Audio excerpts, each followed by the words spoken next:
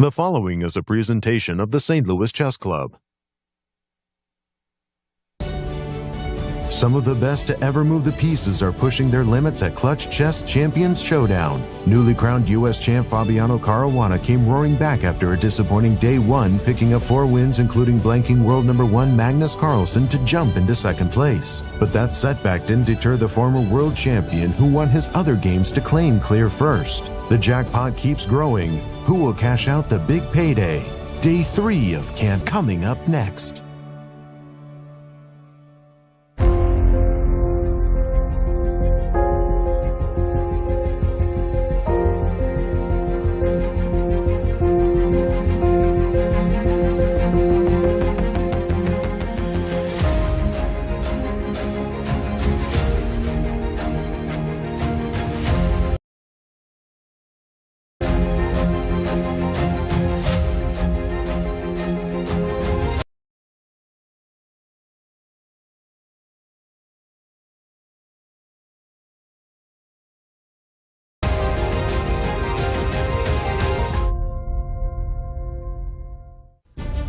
Hello everyone and welcome to the playing hall in the St. Louis Chess Club of the capital of chess in America. Today we have the final day of the Clutch Chess, the Champions Showdown. And you know, the tension is getting higher and higher because everybody can win this tournament. The history is about to be written, so let's go to the studio and start the final day with Maurice, Yasser and Dash. It took a little time, but the world number 1, Magnus Carlsen, is now leading after 2 days of clutch chess. With increased points for a win today, the championship is still up for grabs, and it's going to be exciting. Day 3 of clutch chess from the St. Louis Chess Club starts right now. Hello, everyone, and welcome into the studio where I am your host, James Dash. As always, happy to be joined by GMs Yasser, Sarawan, and Maurice Ashley as we enter the 3rd and final day of Clutch Chess Champions Showdown. And Yasser, what a day we had just yesterday. From the standings of day 1, flipping the script, and what a different picture we have of the field. Day 1 and day 2, Dash and Maurice. My goodness, it's just been so much fun calling the action. The number of decisive games in this clutch chess has been terrific. Thank you all for joining me, and I must say thank you very much to our viewers, because thanks to you, our shows have really hit record highs. Tell your friends where you're hanging out.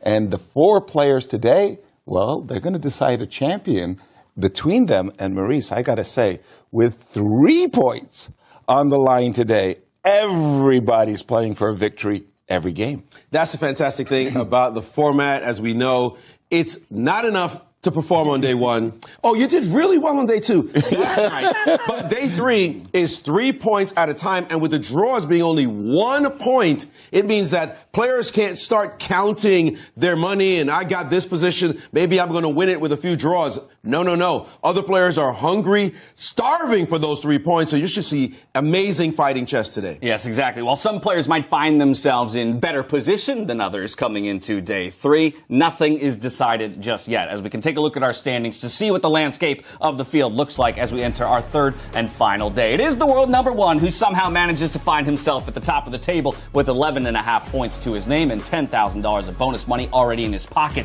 But it's Fabiano Caruana after a monster day 2 who's absolutely nipping at his heels. 10.5 points to his name. And then Hikaru Nakamura and world champion Gukesh Domaraju tied for 3rd, 7 points apiece. But like we say, 1 or 2 games into today, and just like we saw flip between day 1 and day 2, you could see the likes of Gukesh or Hikaru leading the pack.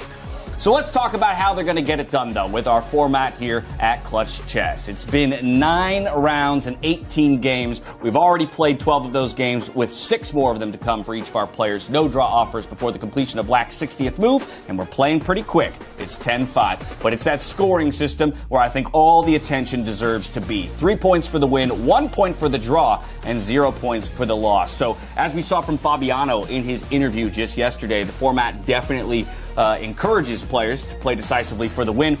That's amplified tenfold here on day 3 because of that fact that the draw value remains at 1. From here, let's talk about what happens if we end up with a tie at the conclusion of the day. The good news is, based on our standings, that the most we can end up with is a 2-player tie, and we would then go into a single Armageddon game. How does that work? Well, good news, I've got all the information here for you. Black will win with a draw. But how do we determine who gets black? The players will bid in secrecy in minutes and seconds the amount of time that they wish to have with the black pieces specifically. They cannot bid higher than 10 minutes. The player bidding the lowest time will have that amount of time that they bid and the black pieces playing for a draw or better. The other player will end up with 10 minutes and the white pieces, but needing the victory in order to get it done. First time I want to see a playoff, James. I mean, between any of these players, Yeah, I mean, seriously, you'd sell out arenas just for any of these matchups. And as we mentioned, because of the way that the scoring is broken down, with half a point attached to Caruana and Magnus, they could end up in a tie, or Gukesh and Hikaru could end up in a tie. Right. But with those 3 and 1 points available, the ones who are sitting at a non-half point value cannot catch the half point values for a tie's perspective. It's actually quite perfectly lined up. Just in case we go to a playoffs, we'd only have those 2-player tie possibilities. But playoffs? What playoffs? Well, these players are trying to win it all before you even get there. And let's take a look at how they got there themselves. We're going to start off with world champion Gukesh Damaraju, the 19-year-old. He should be like a freshman in college. And here he is playing against the best players in the world. He was leading after day 1, but he got derailed yesterday. And with 3 wins and 4 losses overall, with the point system, his score is currently at 7 points. Joining him at 7 is the world's number 2 player, Hikaru Nakamura. He had a fairly so-so day on day 1, breaking even at 50%. But yesterday, not so well. In fact, not great at all by his standards. But again, because he did win a game, he got to 7 points. And there we see Hikaru, a man on a mission today. He knows he needs to collect points, and he needs to collect them early if he's going to catch the leaders. And who are those leaders? Well, in second place is world number 3, his countryman, the 4-time back-to-back U.S. champion, Fabiano Caruana. You see 5 wins and 5 losses. It looks like pretty even. Well, actually, he had a disastrous day 1, but it was thanks to that amazing comeback, including defeating Magnus Carlsen both of those games on day 2, while he finds himself in a beautiful setting at 10.5 points. And Fabi knows a thing or two about winning in this chess club right here. He's done it many times before, most recently getting his 5th title overall, a U.S. championship title, just last week. Will he be able to pull that off again against these gangsters? And the biggest gangster of them all, his name happens to be Magnus Carlsen. He is he's in the lead, 11.5 points, 6 wins and 3 losses. He did great against the others, but lost 2 games against Fabi. You can bet he wants to play well, crush everybody, take home all the money, and say, yes, I'm going home to my wife and kid. Daddy's back. So we'll see how he performs today, as with all these points up for grabs, everyone has a chance to win. Yeah, so let's talk about the 6 games that we have in front of us for each of these players to make their final moves and a stab at that top prize. We are going to kick things off on the initial boards with Fabiano Caruana up against Hikaru Nakamura. As you can see here, Fabiano Caruana will start with the white pieces in game number 13, the first of the games in round number 7. Gukesh as well piloting the white pieces up against Magnus Carlsen. They'll then flip sides of the board, and each player will then have their opportunity to play with white or black respectively. I just have to say, Fabi and Hikaru haven't drawn a single game in any of the 4 games they previously played. They've taken the measure of one another, 2 victories apiece. And I also say Gukesh had better beat Magnus right here, right now, if he expects to win this tournament. If he doesn't, I think all his chances will evaporate pretty quickly. Yeah, if he expects to win it and if he wants to get these kinds of prizes. First place taking home 120 grand, 90K to second place, and 70 and 60K respectively to third and fourth. But there's also $72,000 in bonus prizes in play play here today. Today, for game one on day two to $3,000 per game one on day three. That means there's still $36,000 of this bonus money up for grabs. What happens if a draw occurs, though, you ask? Well, good news.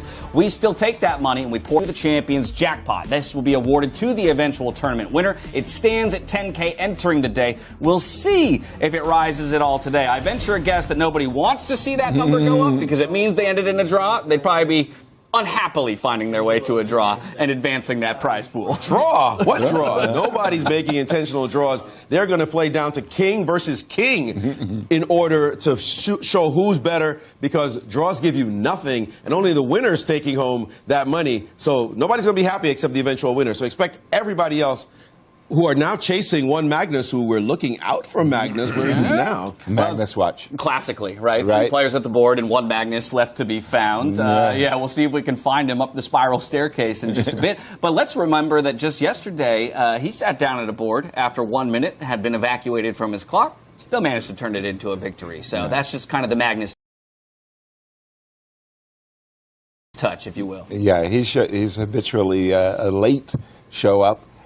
And habitually an early show up is world champion Gukesh. Now, remarkably for me,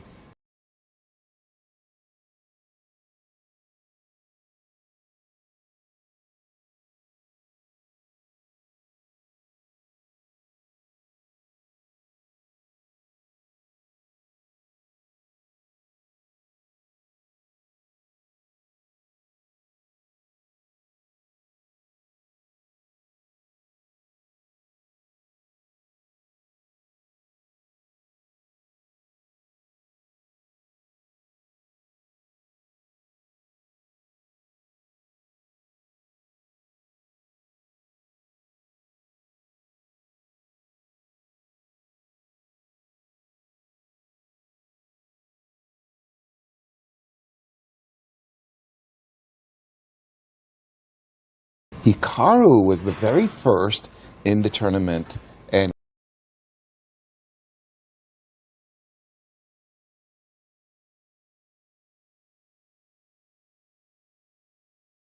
he was sitting at the board. And that's rare for Hikaru, and there he is, our tournament leader. Let me ask you a question on that, Gukesh, Magnus matchup, because you talk about Gukesh needing to pick up some points early on if he really wants to challenge for the derailing this man exactly. as well. So how do you do it? Do you go for do you go for comfort in chess, or do you go to throw the curveball to the opponent when you need that win? Do you go for the thing you know the best, or do you go to the thing your opponent knows the least? You're talking Magnus, right? Knows the least. Knows the least. The guy knows more about chess than everybody else on the planet. Gukesh is going to have to go with what works best for him, where he feels most comfortable. And Magnus could switch up and play literally anything. Philidor, Perk, you name it. Sicilian, Berlin.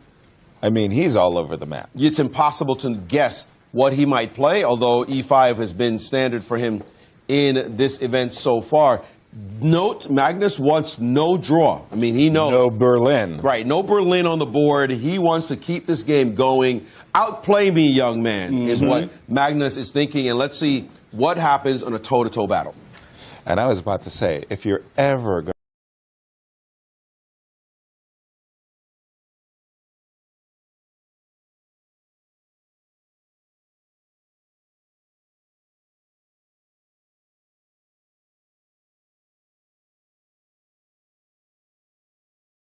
to play the best chess of your life, today is the day to do it.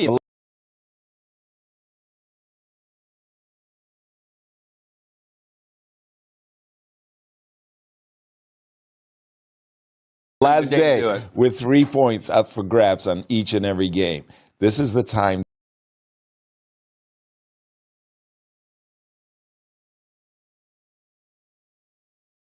that you really want to bring your best. By the way, D2.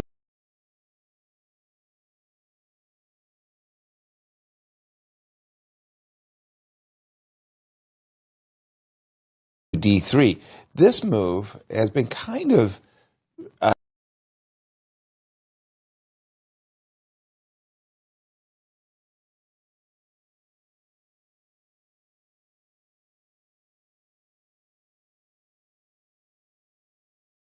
much to my great surprise, everybody used to play C2, C3 in those positions and do an anti-martial, if you will. But these days, I'm really amazed to see that D2, D3 has become a top move at the very highest levels, and Rook E1. So we have a very typical, if you want to say, Ruy Lopez. And we're so happy that spectators are being allowed into the playing hall. But at the same time, they bring a lot of noise. You got to warn them, making sure nobody brings any devices. Sure, but these guys are starting to get used to that in their careers. They've played a number of events with crowds and increasing noise. Absolutely. C2, C3 on the board. That basically sidesteps an issue of knight A5 when the bishop has no convenient retreat. Bishop B7. I'm expecting knight D2 in this moment. All very, very standard. The idea here is to shift the knight to the G3 square before undergoing central expansion. And Magnus, of course, has played these positions hundreds, if not thousands of times when you add in blitz and rapid. So his experience level in this is just off the chart, ginormous.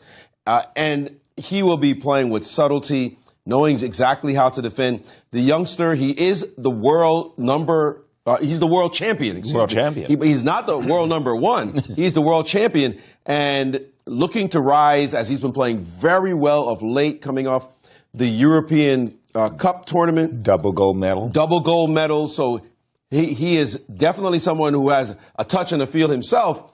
But Magnus was playing chess before this young man was born. I was going to say that Magnus is following, remember his world championship match with Nepo. He was putting his bishop on F8, playing for these immediate D6, D5 type of breaks, and making draws easily as black, I might add. It actually just occurred to me, Magnus was a GM before Gukesh was even born. Wow. Right? Because they're separated by 14 years between them. So Magnus was already a GM. And in fact, almost all these players were GMs before Gukesh was born. Not that I'm putting the math. But that's one of the uniquely incredible things about chess. Isn't it wild? Are you trying to send me a subliminal message over here? Because before Magnus was born. That's why we're not playing.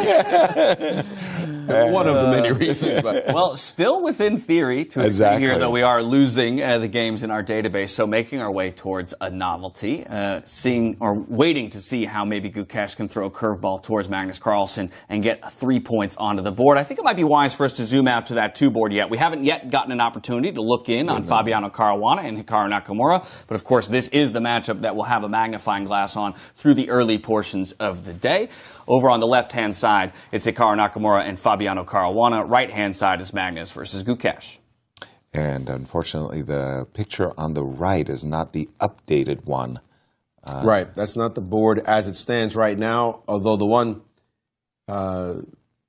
they're working on it. The current one on the left should be on the right. We'll get there, and I think we're still a little bit off. But the one on the left is correct. Bishop H6 just played, offering a trade of that strong bishop on the G7 square. Sort of a Maroczy bind type position. With the pawn on C6, black will be able to look for some kind of central break soon. So that game looks fairly balanced. In fact, the more I look at it, the more it doesn't look like white has too much. Yes. No. That game between Nakamura. I like the way you said Bishop H6 offering exchange of bishops. In my day, we used to say forcing that bishop off the board. That's a very nice.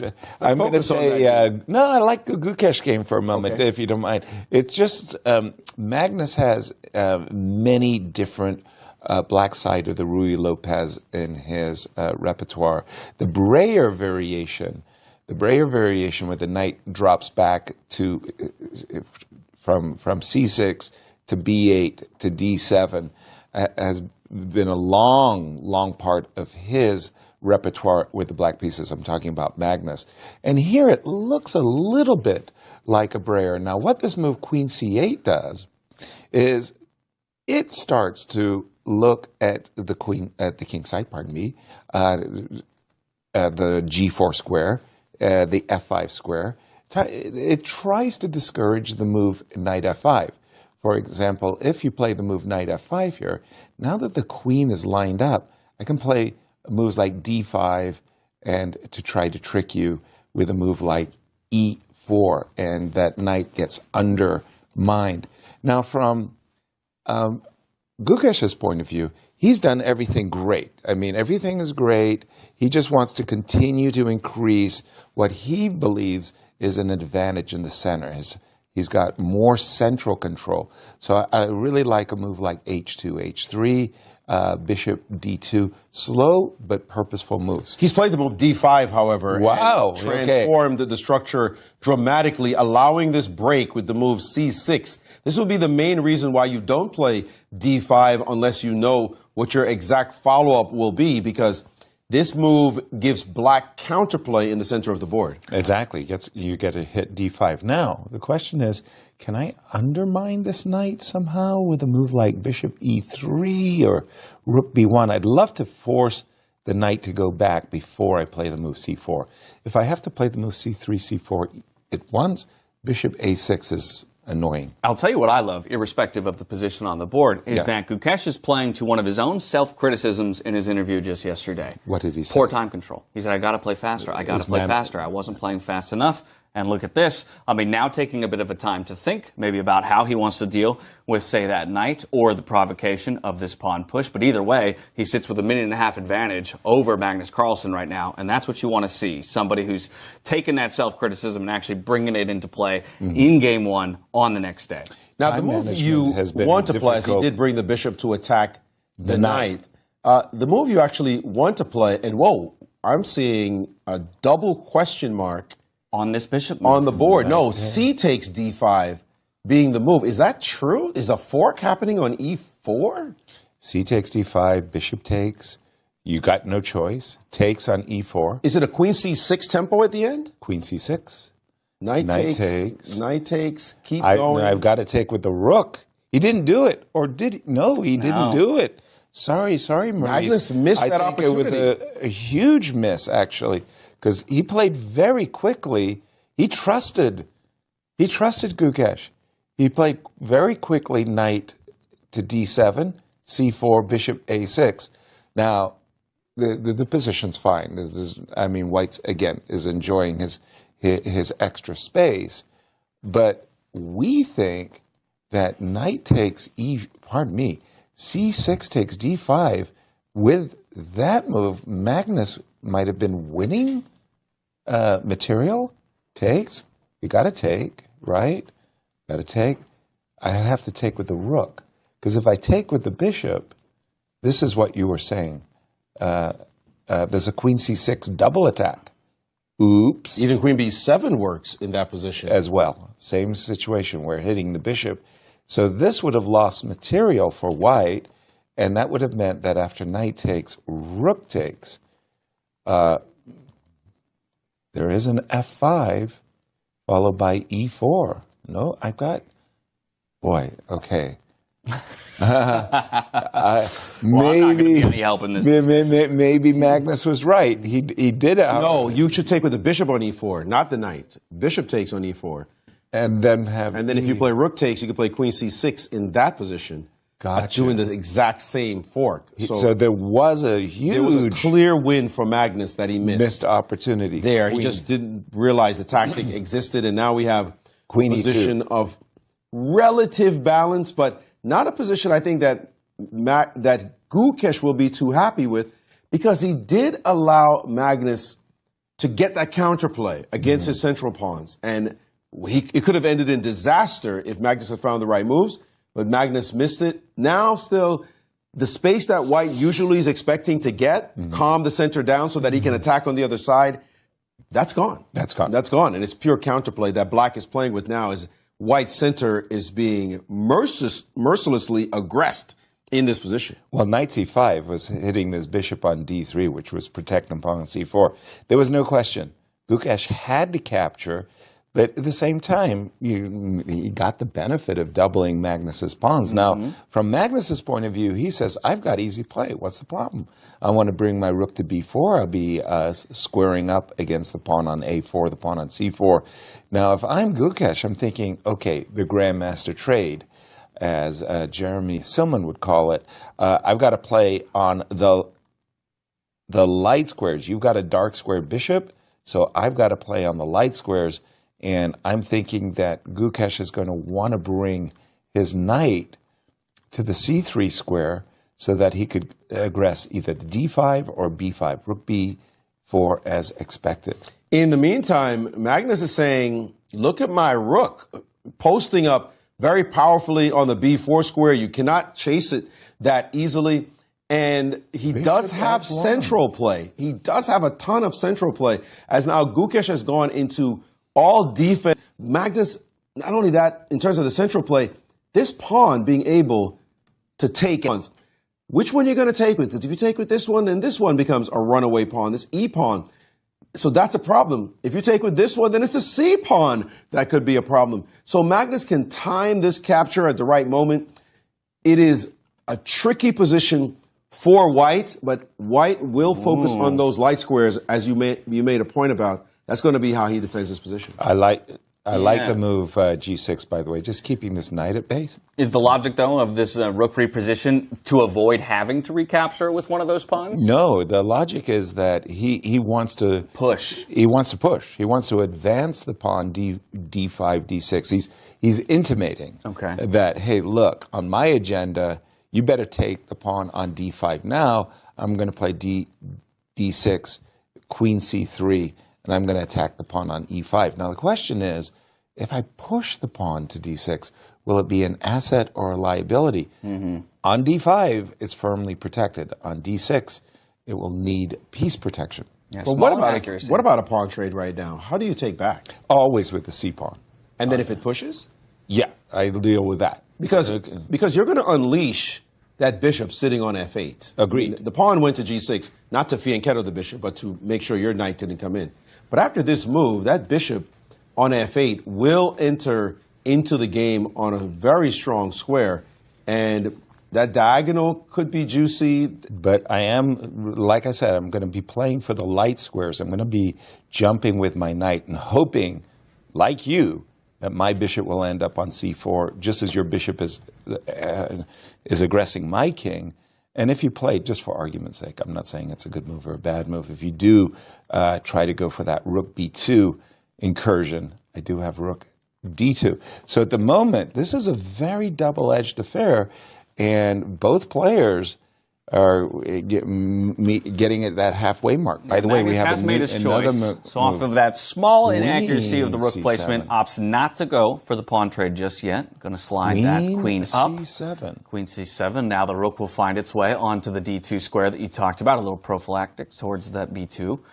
And the other game, by the way, is proceeding very level fashion, in very level fashion. It looks very drawish at the moment, very balanced. So we will stay here for sure. But Magnus has made that capture, and he has pushed the pawn advance one square up. He's prepared to double his rooks on the B line. You're going to have to watch that. And at any moment, maybe a C3 hit. The bishop is going to enter the game, that dark squared bishop. I really like Black's position now. White is in pure defense mode with no sincere plan except that defensive setup you're talking about, Yasser. His pawns are just stifled. Yeah, exactly. The E and D pawns are not going anywhere. And the normal Rouleau plan, look at White's pieces. No, the knight on g3, unfortunately, has no future on that square. All the advance points are well protected. If I'm in Gukesh's position, I'm bringing the knight back to e2. So first of all, to c3, I can blockade this pawn to begin with. But I'm really not thinking wholly defensively. I'm thinking I blockade, but I also want to jump to the b5 square. But at the moment, Gukesh is, okay, I think we do have a move. We do. He played queen c1. Okay, that does sidestep what you were saying, Maurice, about the doubling of the rooks.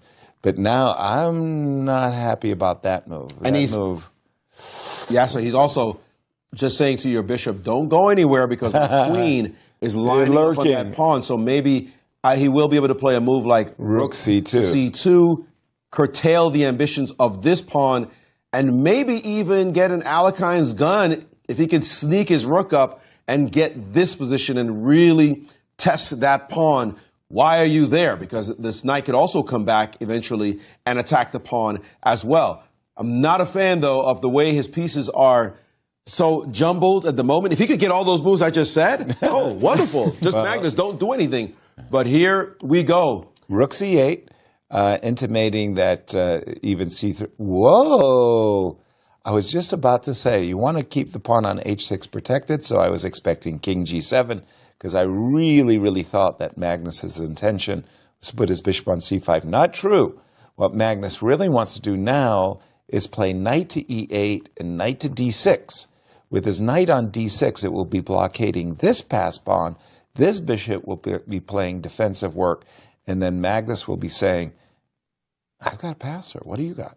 So knight e8 to d6, the blockade is on Magnus's agenda. Now, Yasser, 4 minutes to 4 minutes. James, our buddy Yasser here is one of the great chess explainers of all time. If you don't have his book on the Winning Chess Series, then you're deficit in your library. Go out and get it right here, right now. But one thing he's mistaken on is his evaluation of chess books. and that's Nimzovich's My System. Nimzovich used to talk about overprotection. And this pawn right now, it is not attacked 4 times, but it is being defended 4 times. And Yasser even suggested, let's get a knight in the action to defend it 5 times so White doesn't even dream of attacking this pawn, because then all of Black's pieces will be released.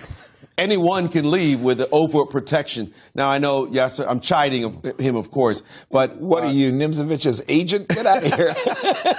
But we do see that is a central element in the game right now, but there goes Magnus playing that move you mentioned to get the pawn out of danger on h5. Yeah, Christmas is right around the corner. Right. And ship me. I'm going to get him a first edition. Exactly. I don't think he quite understands what he's saying. By the way, the move h5 not only stops h4, h5 by White, but it does introduce this idea of bishop h6. You want to push that pawn. So you want to protect the promotion square. So that move, and look at this, everybody is coming. And again, I'm expecting the move knight to e8. And we see why the bishop is now on g7. The king would be lonely with everybody going queenside. Black's rook's on b4, rook on c8, queen on c7, bishop on a6. There's not that many defenders of Black's king. White would likely have to move his queen off of this square and go to the A1 square. He would likely have to do this at some point. But Magnus now playing a hyper-aggressive move away from the pawns. Again, he's thinking about bishop h6. Bishop h6 is definitely his intention. But check this out. Because this bishop on f1 is actually... it's not just hitting the pawn, it's actually blocking the pawn. Whoa. Is that a Peshki I'm looking at? I thought he had to play queen a1 to defend the a-pawn, but Magnus now saying, I'm not interested in the pawn just yet. Let my queen eyeball your pawn on f2, and so your rook cannot leave. It's hard for White's knights to really figure out where they belong. I actually wanted this knight on g3 to just hop over to e3 square, right? If it could somehow make this move. But the way it's set up now with the queen and the knight, and then a bishop will show up here, and then this knight will be in a lot of trouble. But then what is the purpose of this piece? You also now are unable to move the knight to e2 because the queen is ready to capture on f2. So this knight is actually frozen on the square, and now White's pieces themselves are frozen. Well, it's getting worse and worse. I remember a fantastic game that Magnus won against Ali Reza Firouzja in a Tata Steel in Vaikanze with exactly this a type of play by Magnus. And there's even ideas of bishop h6, knight f2, and bishop e3 in the offing. Of course, we understand the rook at the moment, but you get the idea that this knight on g3 is not doing anything. Oh, I've got a really also, good move. Make note, by the way, this rook was planning to come down to b1 as well and create more tactical ideas here. Yeah, and I just realized that there's a worse situation in the offing. You move your queen, and how do you handle the move bishop f4? Just give me a move. Knight again. Give me a move.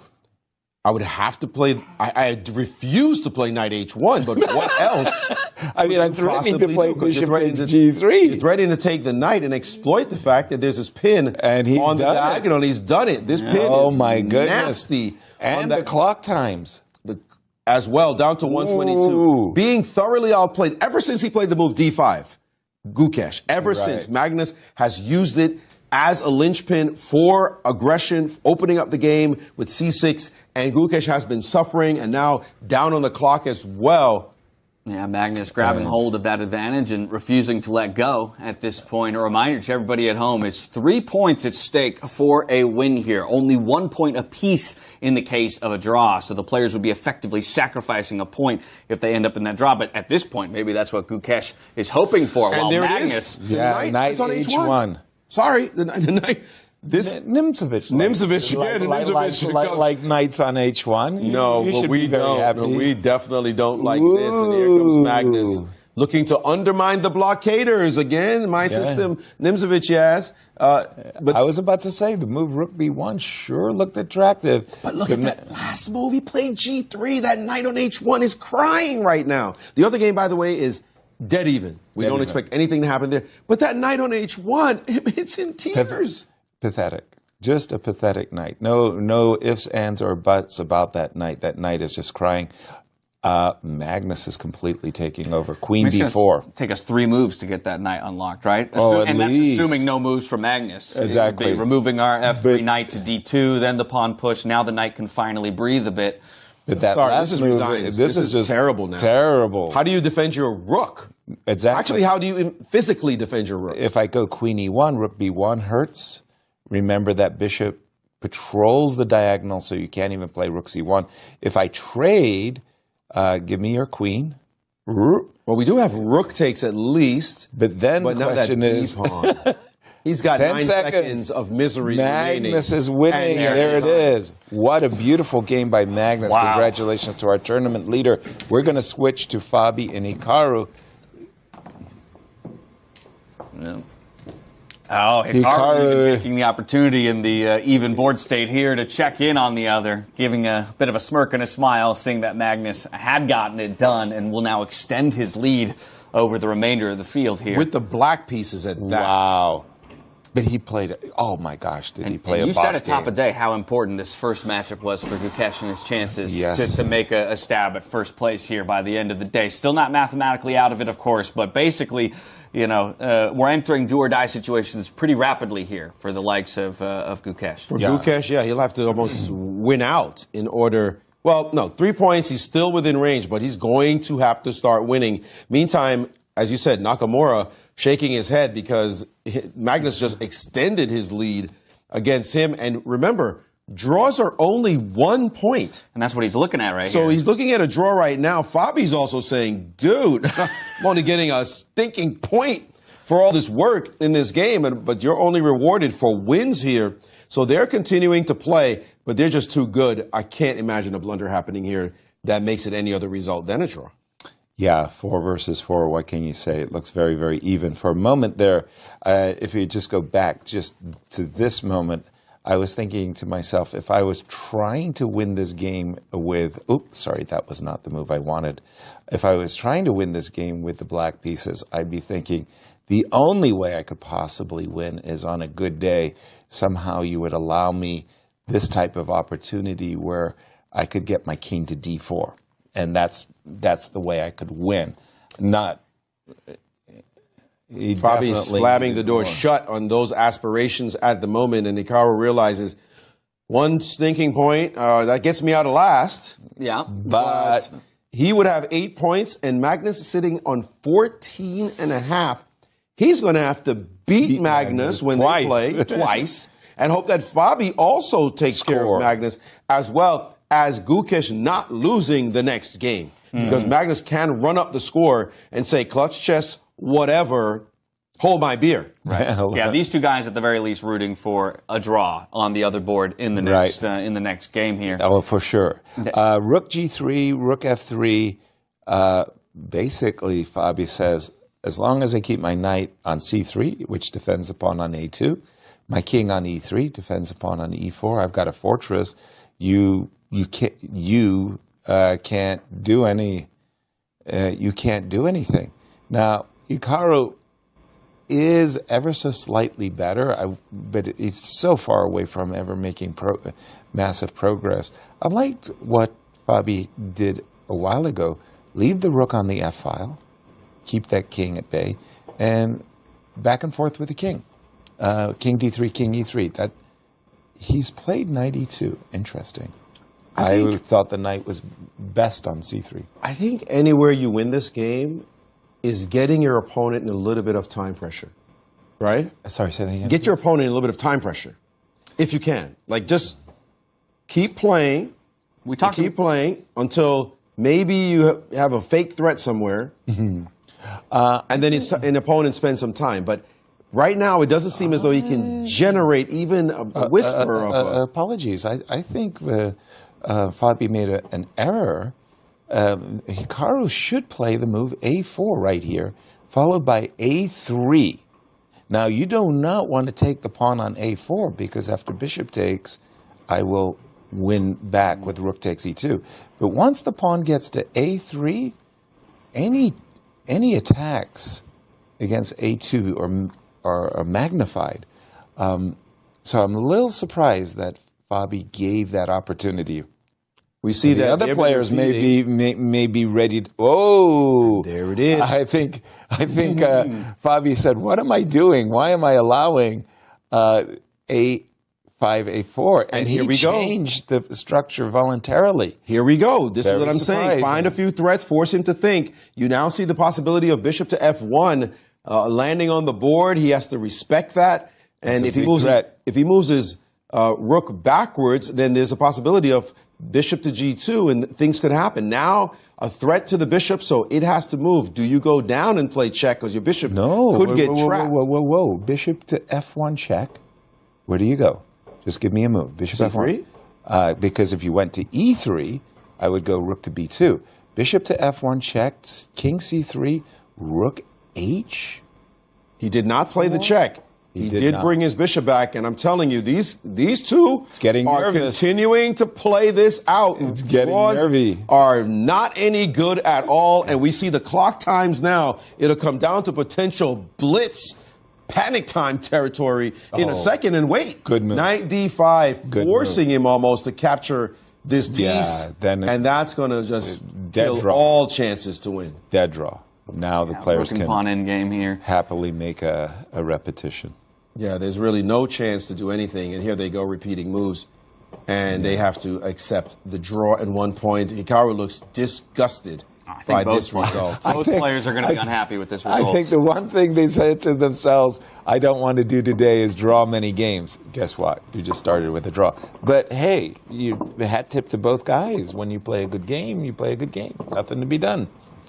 And by the way, the other game has started, I believe. It has. Let's jump over to it. Already 6 moves deep over here in our rematch now between Magnus Carlsen and Gukesh. And guess what? We're going to have to get it done from the black side of the board, like Magnus did in game number 1 of the day. King.